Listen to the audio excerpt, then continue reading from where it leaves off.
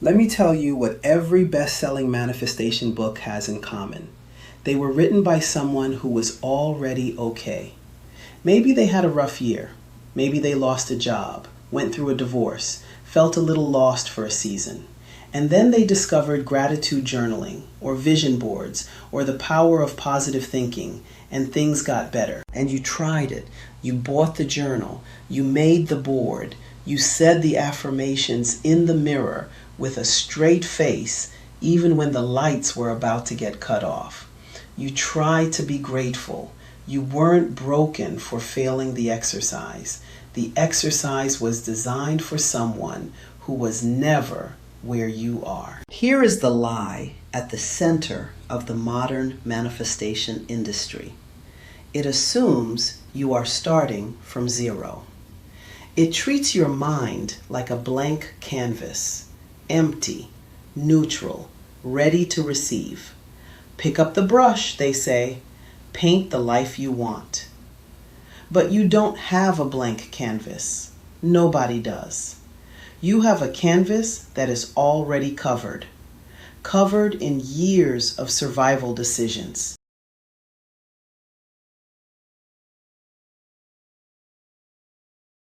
Covered in the residue of disrespect, of systems that were never built for you, of family patterns passed down like bad debt.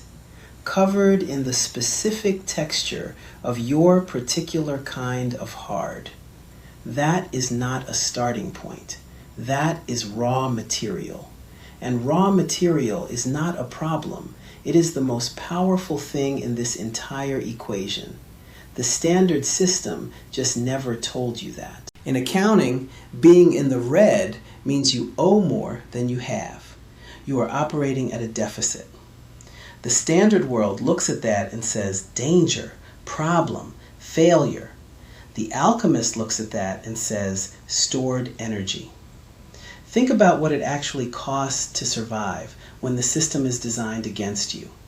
Think about the mental processing power it takes to navigate a world that doesn't see you, a workplace that undervalues you, a financial system with the invisible hand permanently pressing down on your chest. Think about the creativity required just to get from Monday to Friday when the margin is paper thin. That is not nothing. That is a compressed spring. The more pressure that has been applied to it, the more explosive force it holds when the mechanism releases. You have been under pressure your whole life. This book is the mechanism.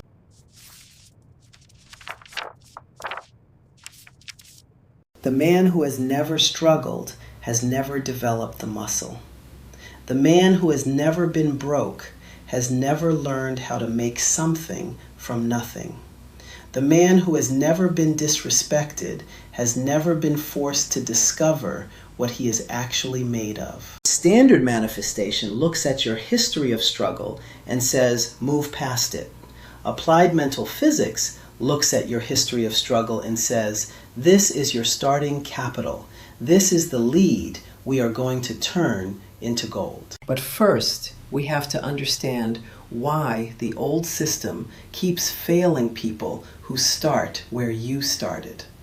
Why just be grateful is bad engineering.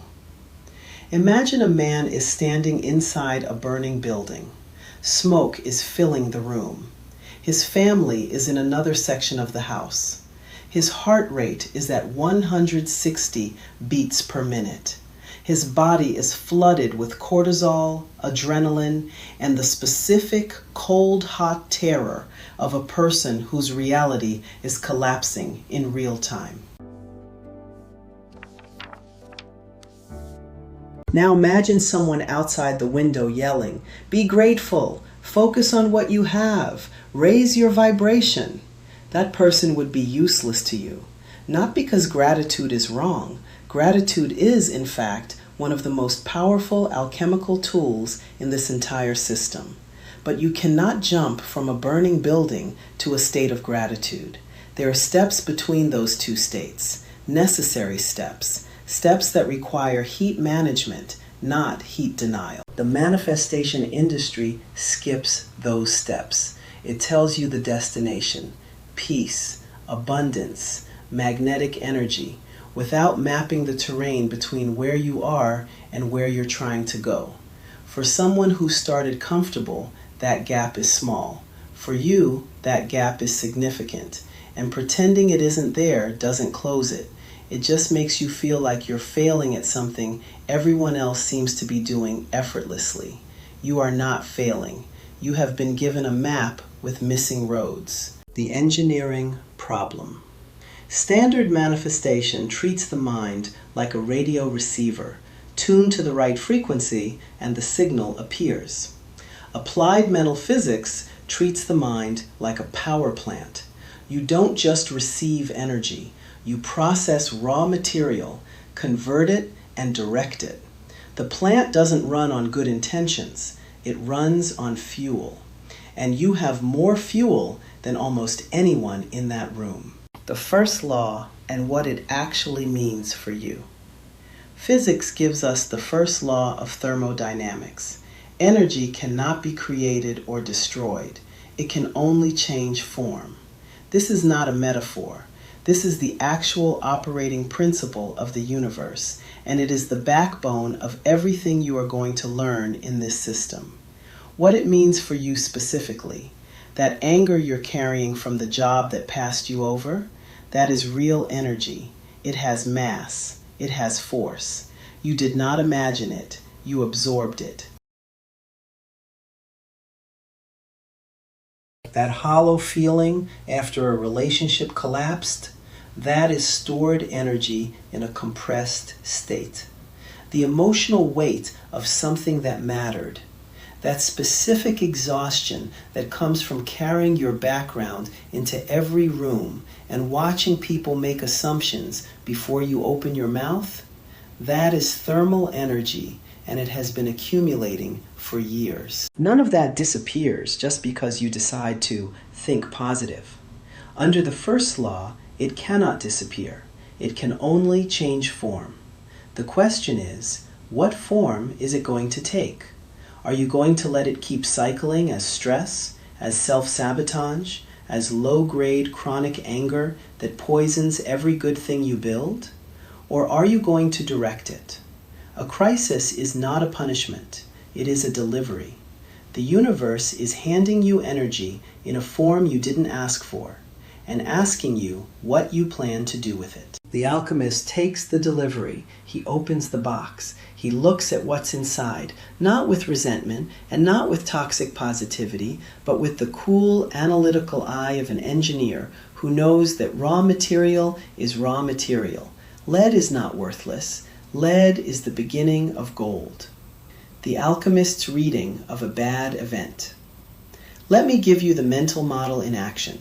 This is how two different people process the same event. Here's the first scenario. You get fired.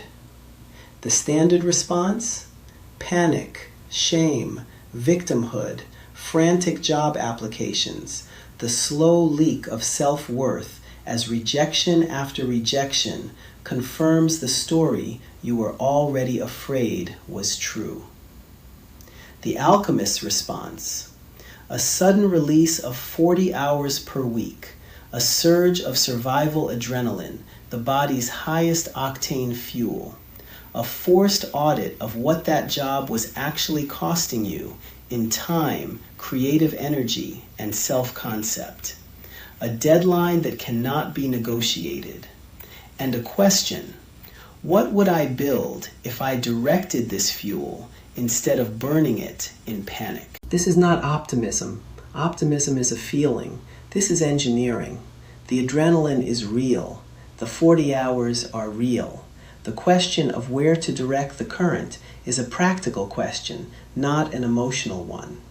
The alchemist doesn't tell himself the firing was good. He doesn't pretend it didn't hurt. He acknowledges the heat of the event, and then he gets to work on what to do with it. That is the entire system in miniature. That is applied mental physics. In a nutshell, crisis plus direction equals activation energy. What this chapter is really asking you to accept. Before we move forward, there is a fundamental reframe you need to make. Not as a feel-good exercise, as a logical conclusion. Your situation, whatever it is right now, is not a disqualifier. It is not evidence that you started too late, were born in the wrong place, or carry the wrong kind of history. Your situation is the starting material. It is your base metal. And base metal, in the right hands, with the right process, becomes something the world calls gold. The process requires heat. It requires the acknowledgement of what you're actually carrying, not a suppression of it. It requires you to stop asking, why is this happening to me? And start asking, what energy is this event handing me, and where can I direct it? That shift from victim of circumstance to engineer of energy is not a one-time decision. It is a practice. You will have to make it again and again, especially when the events are large. But every time you make it, the process gets faster. The alchemy gets cleaner. The gap between the hit and the flip gets smaller. By the end of this system, you will be flipping losses into fuel in under 24 hours. You will be so practiced at the physics of the pivot that other people will think you are either supernaturally calm or dangerously unbothered. You are neither. You are an operator. You know what to do with the heat. You don't start this journey with a blank canvas. You start it with more raw material than most people will ever have.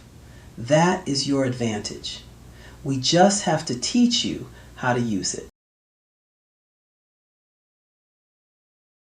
In this chapter, we have a few formulas to go over. Number 1, standard system plus your reality equals repeated failure.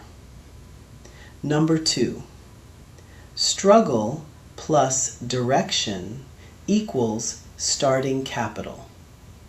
Number 3, anger undirected plus time equals self-destruction. Number 4, anger directed plus physics equals activation energy. Number 5, bad event plus appreciation equals fuel. In addition to the formulas, we also have transmutation tasks that you should study and go over. Starting from chapter 1. These are not journal prompts. They are diagnostic exercises. Do them once on paper before moving to chapter 2. Task 1. Inventory the lead. List the top 3 things in your life right now that feel like problems. Do not editorialize, just name them. Then next to each one, write the word that describes the physical feeling it produces in your body. Examples: heat, hollow, tight, cold, heavy, sharp. This is your current raw material. You are identifying the fuel. Task 2. Find the energy.